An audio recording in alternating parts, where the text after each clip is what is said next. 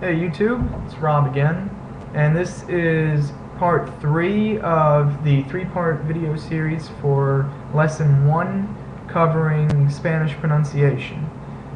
In the previous 2 videos I included some words that we did not really go over all of the pronunciation rules for, and I said that we had covered that in a previous video, and we in fact did not. So I apologize for that, and I promise that I will cover that in this video now. So this video will cover primarily diphthongs and vowel combinations that occur in Spanish to produce new vowel sounds that we didn't cover earlier, but that you will inadvertently find fairly frequently in Spanish. So if we start off, you can see that we have first this diphthong that's formed by the combination of a and e, and this makes the sound similar to the sound you hear in the English word buy. So we see this combination in words like bailar, meaning to dance, and aire, meaning air. Next is this a-u combination, which makes a sound similar to the English word cloud. So that's roughly the sound that it makes. And we see this sound in the word aunque, which means although or even though, and autobus, and which means bus. And we also saw this in the word restaurante in the previous section on consonants. So we see that AU sound in restaurante also. Next is the AE combination, which together makes the sound similar to what you hear in the English word bay. So we see this in words like treinta and tenéis. This is also found in words like baseball, or words that are borrowed from English that have a long A sound in them. Next is this combination OE, which makes a similar sound to the English word boy, such as in the word oigo, which means I hear. By the way, these words mean 30 for treinta, and tenéis means you have, like speaking to more than one person. Now we get into some special U rules. With another vowel, U almost takes on a W sound. It's not quite a W, but if you're just starting out, you can basically say W and it'll sound relatively correct. So, for example, we see this combination in words like guacamole, gual, and agua. And we also see it in combination with ue in words like encuentro, puedo, and bueno. And you'll see this ue combination in a lot of verbs, as we will see later on. In the configuration ku ue or he ue, the U is not pronounced, and only the second vowel is pronounced. This is also in the combination ku ue and he ue. Remember, this he here makes the English H sound, like in hate, whenever it comes before the E or the A. But when it's in conjunction with the letter U, it makes the G sound like in the English word go. So these are pronounced as que, pague, guía, and quien. We have a couple of more diphthongs.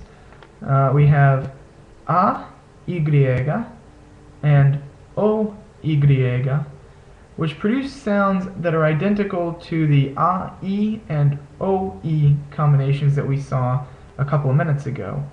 So this A, Y makes the I sound that you hear in the English word buy, just like this diphthong of A, E, and O, Y makes the same sound as you would hear in the English word boy. So, just like we heard in the combination O-E. So, we see this diphthong in words like I, oi, and joyería. Notice that here you have this first part of the word, J-O-Y, which makes the hoy sound, and then the e, which makes the sound, and then ria. So, even though it sounds like I'm saying a Y in there, this isn't really pronounced with a Y sound. It's more joyería, joyería. The Y sound just kind of comes out naturally when you say these diphthongs together like that. Next, whenever you have O-A or O-E, this almost produces a W sound like in the English word west. It's not exactly the W sound, but if you say the vowels together smoothly and fluidly, the W sound will almost come naturally. And we see this in words like oeste and Oaxaca. Oeste means west, and Oaxaca is a region in Mexico, as well as a brand of very famous cheese. It's actually the white cheese that you get whenever you go to a Mexican restaurant. I love some Oaxaca cheese. In all other vowel combinations, both vowels are pronounced, and we see this with almost any combination of vowels. In the E-A combination, we see tiene, which means he has or she has. In anuncio, we see the E-O combination, which means comment or announcement. Desear, we see the A and A together, which means to want or to desire or to wish. And notice that you hear both vowels in these words. Tiene, anuncio, desear. Here is zoológico. Zoológico. Actually, excuse me. I pronounced it wrong. It's zoológico. The zeta makes the S sound. So zoológico. Notice the G also makes the English H sound. Zoológico, which means zoo, and estudiar, which means to study. Estudiar. Notice how you hear both the E and the A in estudiar. Accent marks over the vowels help to emphasize them.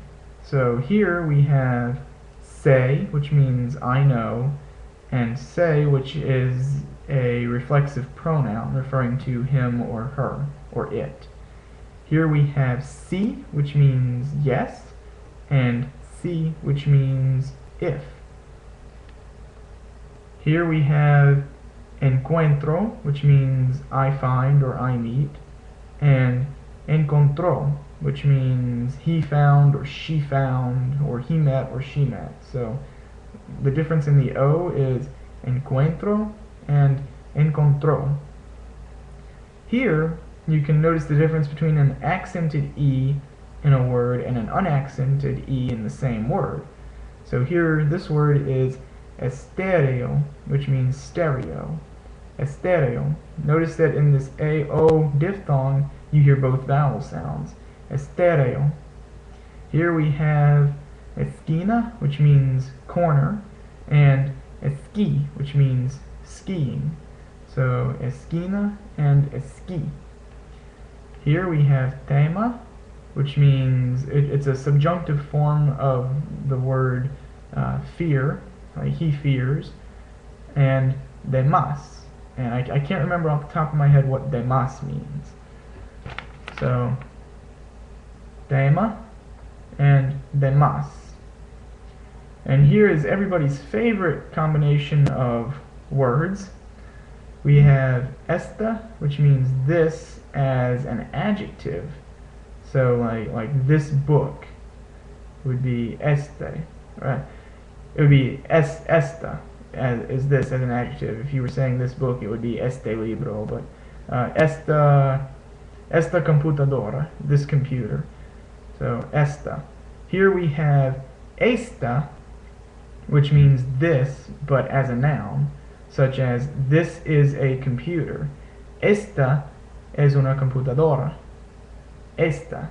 And here we have the word está, which means it is, or he is, or she is. So we have esta, esta, and está. And hopefully that clears up any confusion over vowel pronunciations that may have arisen in other videos. So that concludes the three-part series on vowel and consonant pronunciation in the Spanish language, and by now you should be able to read just about any Spanish word. The only other sound that might give you trouble is this one right here, where you see these two dots over the U. This word is nicaragüense, which means Nicaraguan, and normally you would think this is pronounced nicaraguense because this K-U-A combination would be pronounced as gay, but when you put the two dots over the U, which is referred to as an umlaut in English, the UE becomes pronounced like it would in words like pueblo, puedo, things like that. So this word is nicaragüense. The next video will focus on the definite and indefinite articles in Spanish, as well as the genders of nouns, and it will also introduce the personal pronouns as well as how to make plurals in Spanish. So thank you for watching, and I hope to see you on the next video.